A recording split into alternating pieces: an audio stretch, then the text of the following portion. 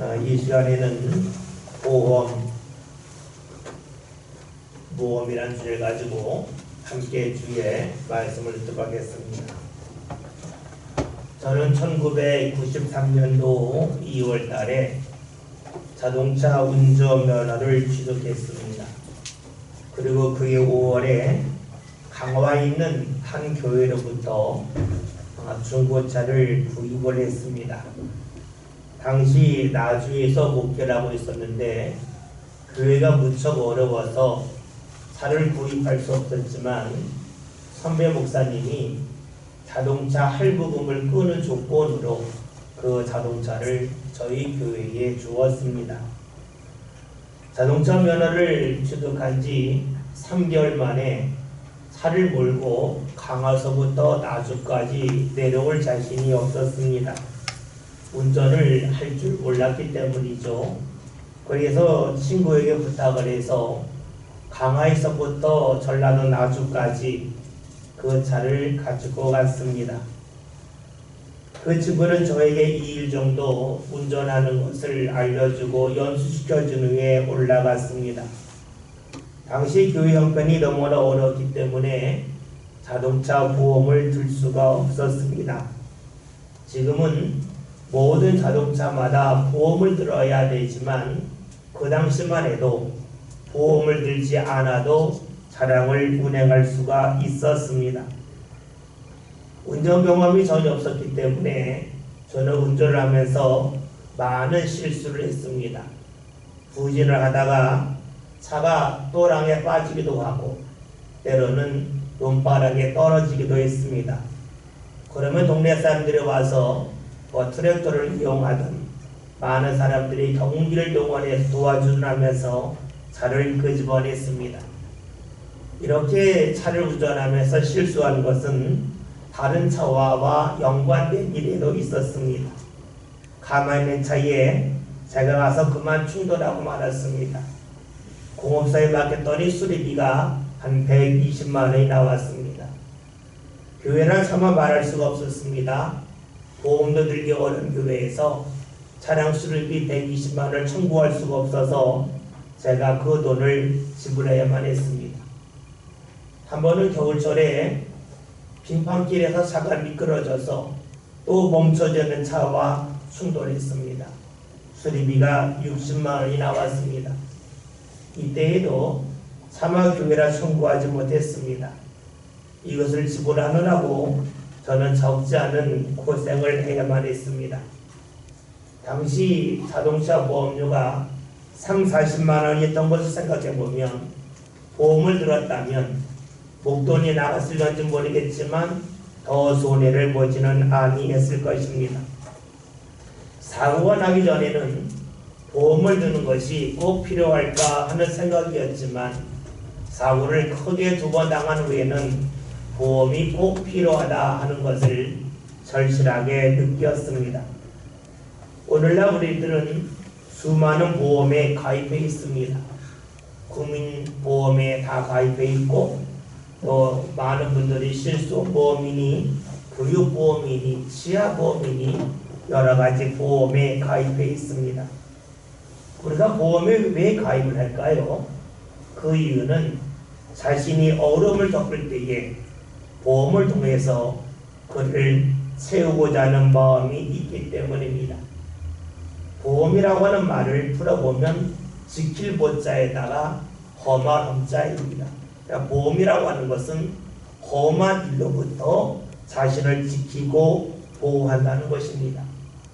여기서 험하고 어려운 일이라고 하는 것은 우리가 경제적으로 당하는 어려움을 말하겠죠. 몸이 아파서 치료비를 내다 보면 경제적으로 어려운데 여기서부터 자신을 지키기 위해서 우리는 보험에 가입을 합니다. 보험을 통해서 자신이 경제적으로 어려워지는 것, 삶의 질이 떨어지는 것을 자신들이 막고 보호하고자 보험에 가입을 합니다. 그러하다면 우리가 보험에 가입하는 이유는 아주 단순하게 말한다면 지금 자신의 삶을 유지하기 위함입니다. 그래요. 사람은 지금 자신이 사는 것보다 더 어렵게 사는 것을 원하지 아니합니다. 최소한 지금 자신이 살아가는 이 모습을 유지하기를 원하고 있습니다. 그래서 보험에 가입을 하죠. 다시 말하자면 사람들은 자신이 무언가 손해를 보는 것 그리고 무언가 잃어버린 것에 대하여 무척이나 예민합니다. 우리가 물건을 살 때가 있죠. 같은 물건이지만 좀 더 저렴하게 사면 기분이 좋습니다. 반면에 같은 물건이지만 좀 더 비싼 값에 구입을 하면 기분이 그리 좋지 않습니다. 그런데 우리가 무언가 물건을 저렴하게 사서 기분이 좋은 것은 아주 짧은 시간 동안입니다. 반면에 물건을 좀 더 비싸게 사서 기분이 나쁘다 할 때에는 그 기분 나쁜 시간이 좀 더 오래 갑니다. 그래서 우리가 물건을 좀 비싸게 구입을 하면 거래하는 거래처를 바꾸기도 합니다. 물건만 그런 것이 아니죠. 사람을 대할 때로 역시 그러합니다. 누군가 나 자신에게 유익을 줬으면 그에게 감사하는 마음이 있습니다. 그리고 누군가 자신에게 손해를 끼치면 그것을 어떻게 해서든지 갚아주고자 하는 마음이 있습니다. 영화나 드라마의 단골 주자가 무엇입니까? 자신에게 유익을 끼친 사람에게 가서 감사하는 내용은 거의 없습니다. 대부분의 내용은 자신에게 손해를 끼치고 어려움을 준 사람에게 찾아가서 그 손해를 되돌려주며 복수하는 것입니다. 왜 그러한 드라마와 영화가 많을까요? 사람들이 여기에 공감하기 때문입니다. 사람들은 자신에게 유익을 준 사람에 대해서는 잠시 고마워하고 잊어버리지만 자신에게 손해를 끼치고 자신을 힘들게 한 사람에 대해서는 오랫동안 기억하고 그것을 어떻게 해서든지 되돌려주고 싶은 마음이 강력하게 자리 잡고 있기 때문입니다. 그렇습니다. 사람은 손해에 민감합니다. 그래서 무언가 일을 할 때에 이것을 하면 혹여나 내가 손해보는 거 아닐까 하는 것을 제일 먼저 생각합니다. 손해를 본다고 여기면 하고자 하는 일을 주저주저합니다. 왜냐하면 손해를 본다는 것은 지금 자신이 누리고 있는 혜택에서 더 이상 혜택을 보지 못하고 많은 것을 잃어버린다고 여기기 때문입니다. 그렇습니다.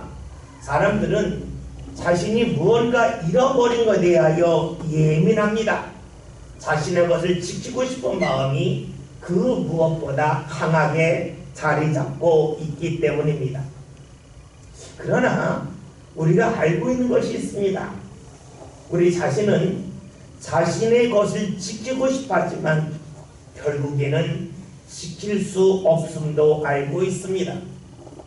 건강을 지키고자 그토록 힘쓰지만 나이가 들어서 몸에 노화가 찾아오면 건강을 잃어버리는 것은 당연한 일입니다.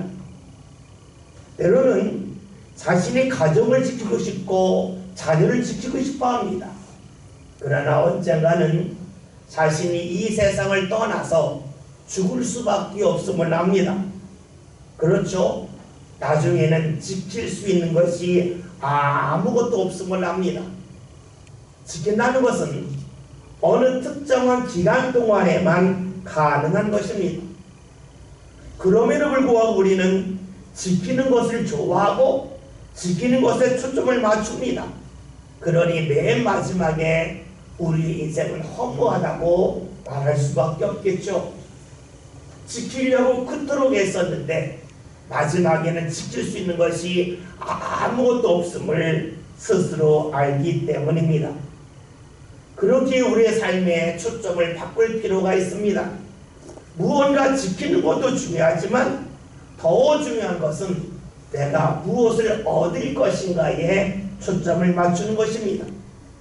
어차피 지킬 수 없는 것이 우리의 인생이라면 이 세상을 살아가면서 내가 얻을 수 있는 것이 무엇일까에 초점을 맞추는 것이 더 지혜로운 일이기 때문이지요. 이렇게 우리가 무언가 지키는 것보다는 얻는 것에 초점을 맞추면 우리의 인생을 마감할 때에 제대로 살았다고 말할 수가 있습니다. 그러면 어떻게 사는 사람이 지키는 것에 초점을 맞추지 아니하고 얻는 것에 초점을 맞추며 살아갈 수 있겠습니까? 오늘 성경에서는 그러한 사람에 관하여 우리에게 알려주고 있습니다. 본문 말씀 12절에는 말씀을 다 같이 함께 봅니다. 말씀을 봅니다. 예수께서 한 동네에 계실 때 온 몸에 나병 들린 사람이 있어 예수를 보고 빌어보아이르되 주여 원하시면 나를 깨끗하게 하실 수 있나이다 하니. 아멘. 말씀을 보면 온 몸에 나병 들린 사람이 예수님에게 와서 엎드려 구하죠. 주께서 원하시면 저를 깨끗게 하실 수 있습니다 라고 말을 합니다. 그런데 우리가 여기서 조금 주의 깊게 볼 것이 있습니다. 이 사람이 예수님을 어디서 만나냐는 겁니다. 오늘 말씀을 보면 한 동네에 예수님이 계실 때에 나병 환자가 왔습니다. 다시 말하면 예수님이 동네에 계실 때에 나병 환자도 동네에 있었다는 것입니다. 그러나 이것은 당시로는 합법적으로 할 수 없는 일입니다. 왜냐하면 나병 환자들은 당시에는 마을 밖에 살아야만 했습니다. 레위기 13장 46절에는 말씀을 보면 나병 환자는 집 마을 밖에서 홀로 살아야만 합니다. 가족들과 함께 살아도 안 됩니다. 그리고 그가 나병에서 고침을 받게 되면 제사장에게 가서 자신의 몸이 나은 것을 확인받아야만 합니다. 왜 그러냐면 당시에 이스라엘에서는 나병을 하나님의 징계 심판으로 보았기 때문이죠. 그러니까 나병에 걸렸다든지 나병에서 나았다고 하는 것을 의사가 아닌 제사장이 보고 결정을 했습니다. 따라서 오늘 말씀에서 예수님이 한 동네에 계실 때에 나병 환자가 예수님에게 와서 무언가 구한다고 하는 것은 불법적인 일입니다. 생각해 봅시다. 마을 밖에 사는 나병 환자가 어떻게 동네에 들어왔겠습니까? 성경에 나와 있지 않았지만 우리는 그 일을 충분히 짐작할 수 있습니다. 마을 밖에서 홀로 살았던 이 나병 환자는 외로움도 있고 또한 생활 속에서 필요한 물품을 구하기 위하여 가족을 만나기 위하여 마을로 돌아왔을 것입니다. 먹을 것이 필요하든 입을 것이 필요하든 때로는 자신의 몸의 상처에 치료를 받기 위하여 잠시 동네에 들어왔습니다. 정상대로라면 가족들이 필요 물건을 가지고 마을 밖에 나가서 그에게 전해줘야 됩니다. 먹을 것이 되었든 때론 입을 것이 되었든 그에게 가져다 주어야 되죠. 마치 요즘 병원에 입원해 있는 환자들에게 우리가 무언가 필요한 물품을 병원에 갖다 주는 것처럼 마을 밖으로 나가서 나병 환자에게 주어야 됩니다.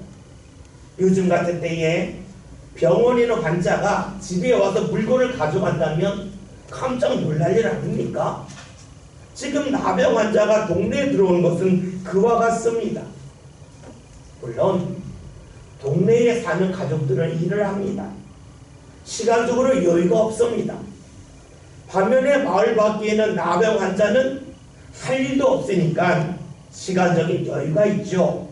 그러니까 시간적으로 본다면 나병 환자가 마을에 들어가서 가족을 만날 수 있습니다. 불법이지만 어느 정도 이해할 수 있는 일입니다. 그러나 이런 일은 몰래 해야 됩니다. 공개적으로 하면 안 됩니다. 공개적으로 해서 이것이 발각되면 가족들은 말씀을 어긴 이들, 불법을 자행한 이들이 됩니다. 그래서 나병 환자도 어떠한 형벌을 받을 뿐만이 아니라 그의 가족들도 큰 어려움에 처해질 수밖에 없습니다. 어쩌면 이웃들이 이것을 알면서도 묵인했을 수도 있습니다. 불쌍하니까 알면서도 모른 척 할 수 있습니다. 그러나 모른 척 하는 것은 숨어서 할 때이지 공개적인 자리에 나타나면 더 이상 모른 척 할 수가 없습니다. 우리가 이러한 당시의 상황을 살펴본다면 이 나병 들린 사람이 사람들이 모여있는 자리에 계신 예수님 앞에 와서 엎드려 간구한다고 하는 것은 대단히 위험한 일입니다. 이 일로 인하여 지금까지 가족들을 몰래 만났던 그런 혜택이 사라질 수 있습니다. 다시는 마을에 들어오지 못할 것입니다. 그리고 가족들은 이에 상응한 대가를 지불해야만 합니다. 더욱이 이 나병 환자가 만난 이는 예수님입니다. 예수님은 당시 제사장들과 사이가 좋지 않았습니다. 마을의 실권자인 바리새인이나 사두개인들이 예수님을 좋아하지 않았습니다. 그러니까 이 나병 환자가 공개적인 자리에서 예수님을 만난다면 이 나병 환자는 혹독한 대가를 치러야만 합니다. 그의 가족도 역시 그러하지요. 그러니까 지금까지 누렸던 혜택을 이어가려면 예수님을 만나고 싶어도 만나지 말아야 됩니다. 예수님을 보았어도 모른 척 해야 됩니다. 혹여나 예수님을 만나고 싶다면 마을에서 만나는 것이 아니라 예수님이 다른 마을로 가실 때에 그 길 한가운데 기다렸다가 예수님을 만나면 됩니다. 그런데 이 사람은 그렇게 하지 않았습니다. 자신이 누렸던 모든 혜택을 잃어버릴 수가 있습니다. 그럼에도 불구하고 예수님을 만나러 갑니다. 그리고 예수님을 만났습니다. 이것은 일종의 모험입니다. 모험이라고 하는 한자는 모자가 무릎쓸 모자에다가 험할 험자입니다. 그러니까 모험이라고 하는 것은 위험을 무릅쓰고 움직이는 것을 말합니다. 여러분, 지금 이 나병 환자는 자신이 누렸던 혜택을 지킬 수 있는 보험의 자리를 포기하고 예수님을 공개적인 자를 만나는 모험을 감행하고 있습니다. 여기서 우리는 한 가지 질문할 것이 있죠. 만약에 여러분이 나병 환자라면 어떻게 했겠습니까? 많은 사람들이 나병에 들려 산다면 사는 것이 아니니 예수님에게 가는 것이 낫다고 말할 수도 있을 겁니다. 그러나 그것은 나병에 들리기 전입니다. 여러분, 사람이 건강할 때에는 자신의 몸에 장애가 생기면 차라리 죽는 게 낫다고 생각할 수도 있습니다. 그러나 막상 자신이 장애자가 되고 나면 압니다. 거기에 적응해서 나름대로 살아갑니다. 나병 환자도 마찬가지입니다. 처음에 온몸에 나병이 걸렸을 때에는 이게 사는 게 아니니까 죽고 싶었을 겁니다. 그러나 시간이 지나면 거기에 적응하는 겁니다. 나름대로 살고 싶습니다. 나병 환자라고 하는 어려움이 있지만 거기에 적응하면 거기서의 기쁨도 있고 거기서 누리는 행복도 있으니까 그것을 유지하고 싶은 마음이 들 것입니다. 그러니 여러분이 나병 환자라 할지라도 스스로 자신이 누리고 있는 혜택을 포기하면서까지 예수님을 만나러 가는 모험을 하는 것은 쉬운 일이 아닙니다. 우리는 나병에 들린 사람을 보면서 우리의 모습을 발견할 수가 있습니다. 비록 우리는 나병에 걸리진 않았지만 우리가 주님 앞에 나오는 일을 쉽게 하지 못합니다. 왜 그럴까요? 우리가 주님 앞에 나오려고 할 때에 우리는 자신이 잃어버릴 것을 먼저 생각하기 때문입니다. 주님 앞에 나오려면 자신이 지금까지 누렸던 것을 포기해야 됩니다.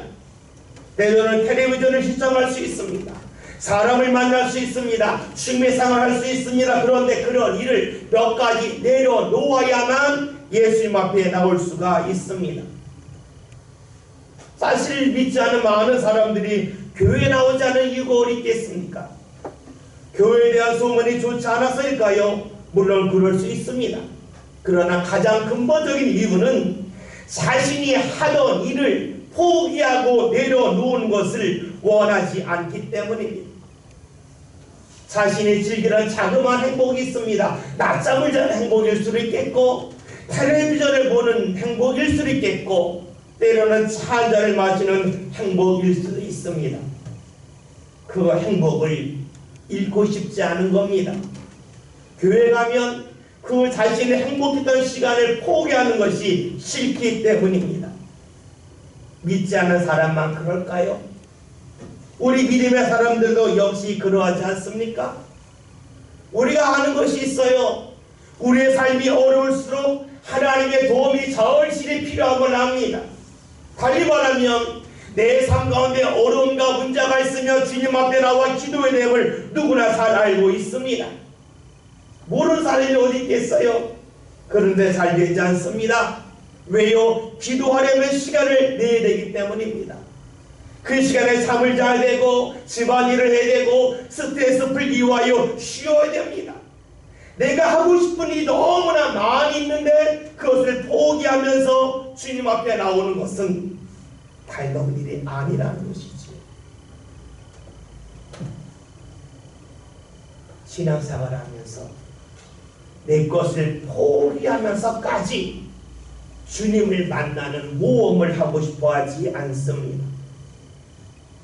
오늘 말씀을 볼까요? 본문에 나와 있는 나병들이 사람이 있습니다. 예수님을 안 만나면 자신이 누리고 있는 자그마한 행복을 계속해서 이어갈 수 있습니다. 그런데 이 사람은 위험을 무릅쓰고 예수님에게 나옵니다. 왜 그럴까요? 그의 삶의 초점은 자신이 지금 누리고 있는 것을 지키는 데 초점을 맞추지 아니하고 주님을 통하여 자신의 삶 가운데 얻을 수 있는 것에 초점을 맞췄기 때문입니다. 지킬 수 있습니다. 지금 누릴 수 있는 행복을 이어갈 수 있습니다. 그러나 그것은 어느 순간엔 끝이 날 것입니다. 가족들이 자신을 돌보지만 그것은 가족들이 힘이 있을 때입니다. 건강에 힘이 있고 물질에 힘이 있을 때 자신을 돌보는 것이지 어느 순간이 되면 더 이상 돌볼 수 없을 것입니다. 지키는 것에 끝이 있습니다. 인생에도 끝이 있습니다. 그러기에 지키는 것에 끝이 있음을 압니다. 이를 알았던 나병 환자는 얻는 데 초점을 맞춥니다. 주의 은혜를 얻는데, 주의 도움을 구하는데 초점을 맞춥니다. 이렇게 위험을 무릅쓰는 모험을 하는 사람이 바로 신앙의 사람입니다. 신앙의 사람은 지금의 것을 지키려 하는데 초점 맞추지 않습니다. 하나님의 은혜, 하나님께서 나를 이끄실 그 날을 소망하며 나아갑니다. 즉 지키는 것이 아니라 얻는 것에 초점을 맞추는 것이 바로 신앙의 사람입니다. 다시 말하면 보험에 초점을 맞추는 것이 아니라 모험을 하는 것이 신앙의 사람이지요. 이렇게 모험을 하는 신앙의 사람, 나병들의 사람이 주님 앞에 나와 간구를 합니다. 그 간구 내용이 무엇일까요? 11절의 말씀을 다시 한번 봅니다. 말씀 보겠습니다.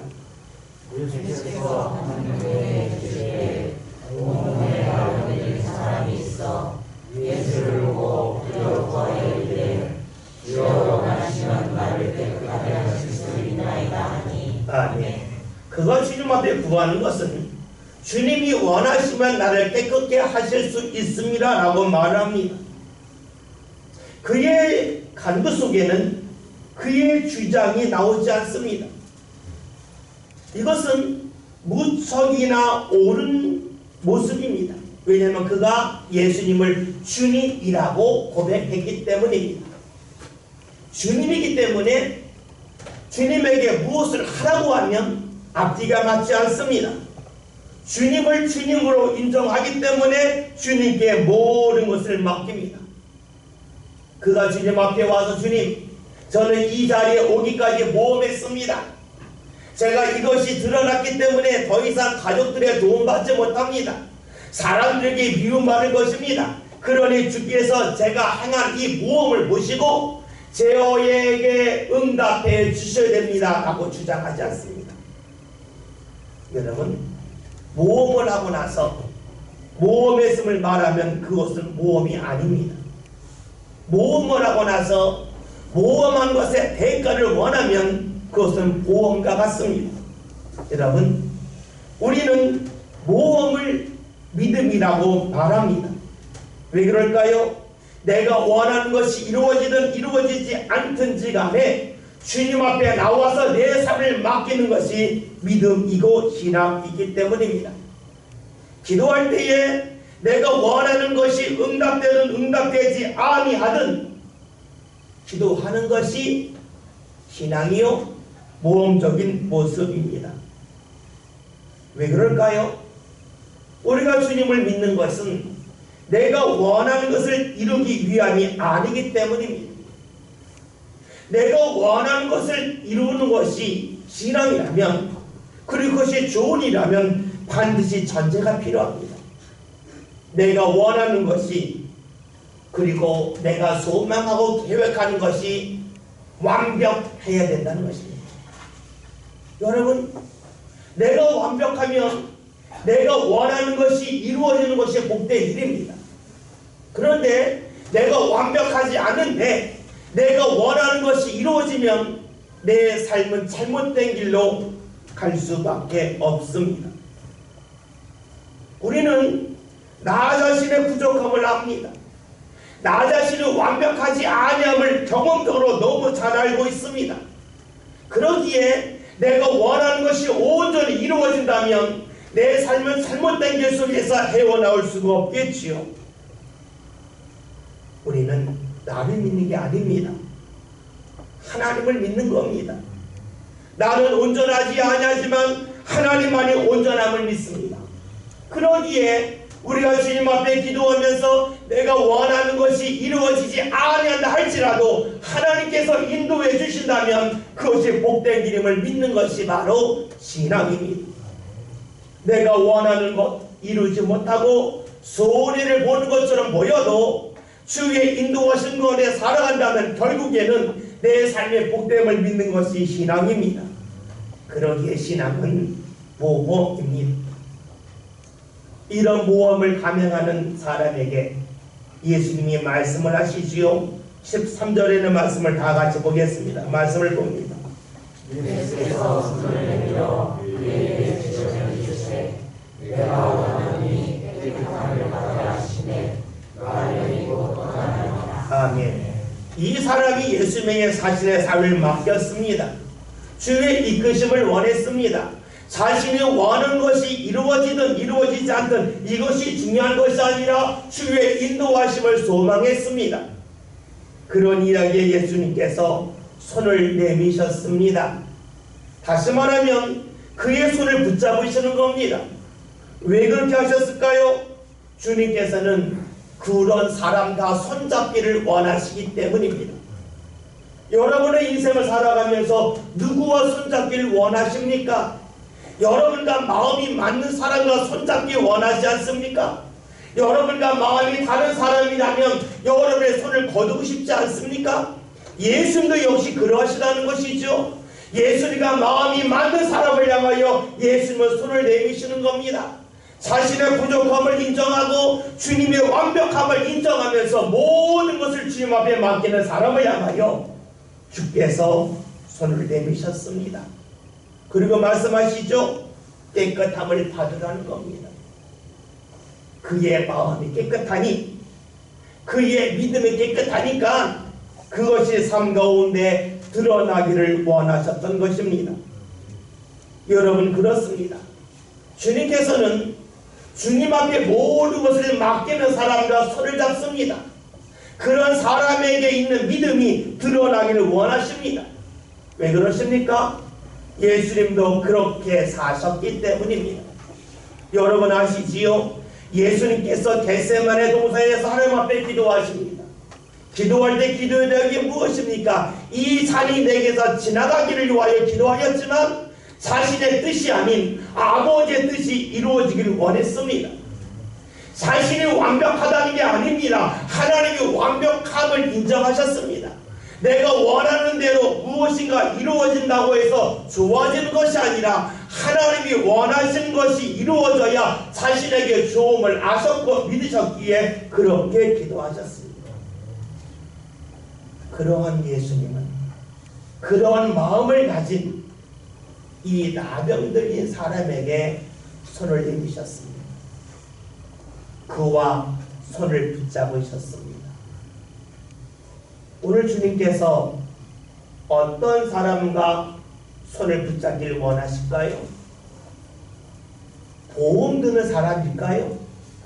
이것을 하면 나에게 손해가 있는데, 이것을 하면 내가 누렸던 수많은 혜택을 놓치는데 하지 말아야지 하는 사람일까요? 아니면 자신이 잃어버리는 것이 아니라 자신이 얻을 수 있는 하나님의 은혜에 초점을 맞추며 모험을 감행하는 사람이겠습니까? 여러분, 우리 인생은 빈손으로 왔다가 빈손으로 갑니다. 모든 사람이 다 알고 있습니다. 다시 말할까요? 우리 인생은 맨 마지막에 지킬 수 있는 것이 하나도 없습니다. 그러니까 지키려고 하는 사람은 결국에는 실패하고 갑니다. 보험 드는 데 익숙한 사람은 맨 마지막에 허무하게 삶을 마감할 수밖에 없습니다. 복된 사람은 보험 드는 사람 아닙니다. 모험하는 사람입니다. 하나님의 허락하신 천국을 붙잡고자 그것을 얻고자 소망하며 사는 사람이 인생을 아름답게 마무리 지을 수가 있습니다. 오늘 말씀 제목이 보험, 모험입니다. 나병 환자는 보험 들 수 있습니다. 자신의 것 지킬 수 있습니다. 그러나 거기에 초점을 맞추지 아니하고 주의 은혜에 초점을 맞췄습니다. 자신이 얻을 수 있는 은혜에 초점을 맞춥니다. 그리고 주님 앞에 나아갔지요. 그런 나병 환자는 주님과 손을 잡게 됩니다.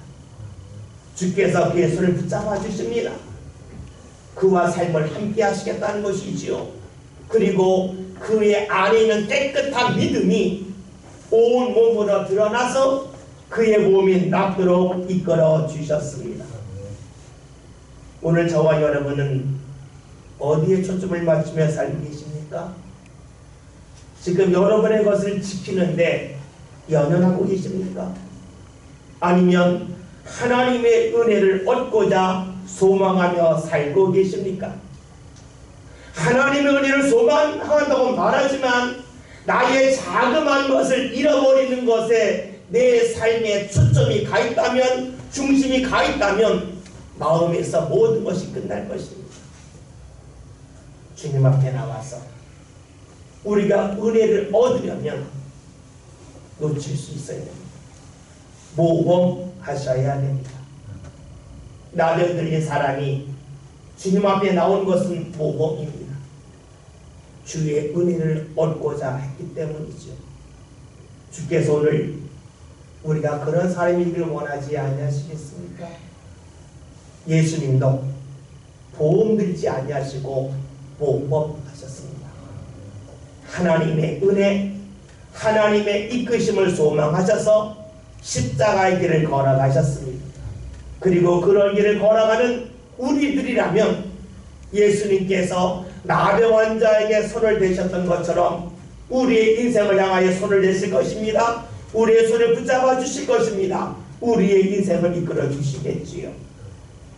저와 여러분이 내 것을 좀 지키려고 하는, 보험 들려고 하는 마음에서 벗어나서 주의 은혜를 소망하며 붙잡는 모험의 사람, 신앙의 사람이 다 될 수 있기를 바라겠습니다. 언젠가는 다 잃어버릴 텐데, 언젠가는 다 지킬 수 없이 분명 드러날 텐데, 여러분 하나님의 것을 붙잡고자 모험적인 신앙이 저와 여러분의 신앙이 되어서 하나님의 것을 붙잡고 하나님의 은혜 속에 살아나가는 저와 여러분이 다 될 수 있기를 주의 이름으로 기원드립니다. 기도합니다.